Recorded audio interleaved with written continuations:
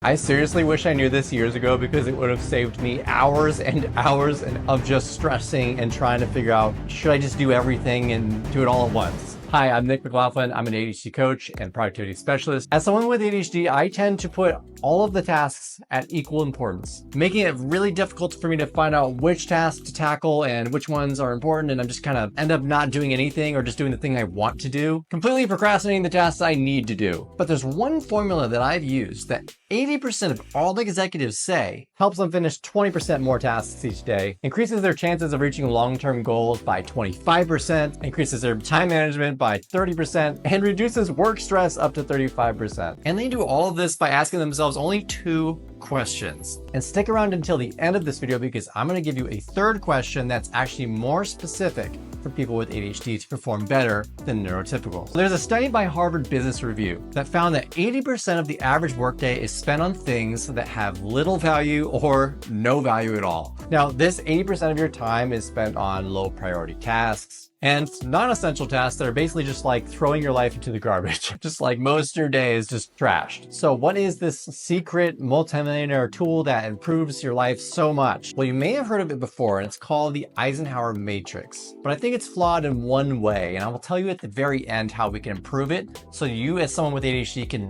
really fly with this thing. But what makes it so incredibly effective? Banana. It's mainly that the Matrix gives you this ability to plan and take action on something that you don't know what to take action on within seconds. I just run into so many occasions where I've wanted to tackle something I'm interested in while also having to tackle something that I've been putting off that I know is really important. And it makes me feel like I'm juggling 50 plates at once and it gets really overwhelming and I end up taking no action at all. But this matrix was designed just for this. And it does this by presenting 4 quadrants. The 4 quadrants are defined by the scale of urgency and importance. So here's the 2 questions you basically ask yourself. Is this important and is this urgent? If it's both, you put it in the top left quadrant so that you know this is something I do now. But there's a problem with this exact box that I'll get to later. Then next to it on the right, if it's important but it's not urgent, then you can schedule it. However, if it's not important, but it is urgent, then you delegate it. And if it's not important and not urgent, then you just pretty much trash it. I seriously wish I knew this years ago because it would have saved me hours and hours of just stressing and trying to figure out, should I just do everything and do it all at once? I'll show you how to 2 to 10x your productivity within literally a few weeks. Just click the link in the description below. So there's 2 times in your life you can use this matrix that will completely change your life. 1, when you're planning your day beforehand, so you can identify what to tackle and when. And 2, in the moment when something spontaneous comes up, like a new task that you don't know how to handle. So say you're in the middle of something, but then you get a call and you have to set up a dentist appointment or something like that. You essentially just ask yourself these 2 questions and then figure out which quadrant it goes in. However, I have found that this does not all work for me as someone with ADHD without this 3rd question I've added. And it's absolutely crucial for you to ask this question. Otherwise, this matrix will not work for you. And basically, the 3rd question you want to ask yourself is, am I unable to finish? This can be due to things like not having enough motivation, time, resources, etc.